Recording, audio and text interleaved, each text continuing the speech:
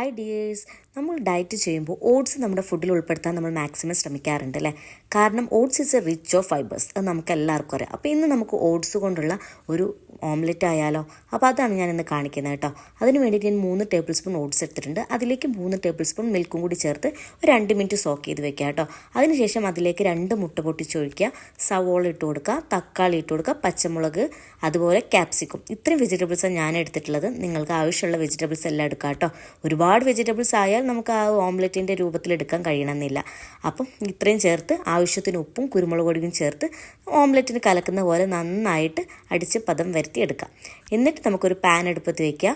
അതിലേക്ക് ആവശ്യത്തിന് ഓയിൽ വെച്ച് നന്നായിട്ട് സ്പ്രെഡ് ചെയ്ത് കൊടുക്കുക. എന്നിട്ട് നമ്മുടെ ഈ മുട്ടയുടെ മിക്സ് അതിലേക്ക് ഒഴിച്ചു കൊടുക്കുക കേട്ടോ. ഒഴിച്ച് എല്ലായിടത്തേക്കും എത്തുന്ന രീതിയിൽ നന്നായിട്ട് വെജിറ്റബിൾസൊക്കെ എല്ലാ ഭാഗത്തും എത്തുന്ന രീതിയിൽ നന്നായിട്ട് അങ്ങോട്ട് സ്പ്രെഡ് ചെയ്ത് കൊടുക്കുക.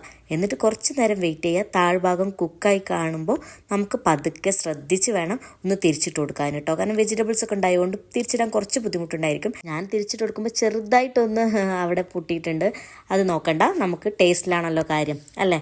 അപ്പോൾ നിങ്ങൾ ശ്രദ്ധിച്ച് തിരിച്ച് 2 ഭാഗവും കുക്ക് ചെയ്തതിന് ശേഷം നമുക്ക് സെർവ് ചെയ്യാം. നല്ല ഡിപ്പും കൂട്ടി കഴിക്കേണ്ടവർക്ക് അങ്ങനെയും കഴിക്കാം കേട്ടോ. അല്ലാതെ ഇത് ഒറ്റയ്ക്ക് കഴിക്കുകയാണെങ്കിലും നമ്മുടെ ഡിന്നറിന് നല്ല അടിപൊളി ഒരു റെസിപ്പിയാണ്. ഓട്സ് ഇഷ്ടപ്പെടാത്തവർക്കും ഇതൊന്ന് ട്രൈ ചെയ്ത് നോക്കാം കേട്ടോ. എല്ലാവർക്കും ഇഷ്ടപ്പെടും. പിന്നെ ഇതിൻ്റെ കൂടെ ഒരു സ്മൂത്തി കൂടി ഉണ്ടെങ്കിൽ പെർഫെക്റ്റ്.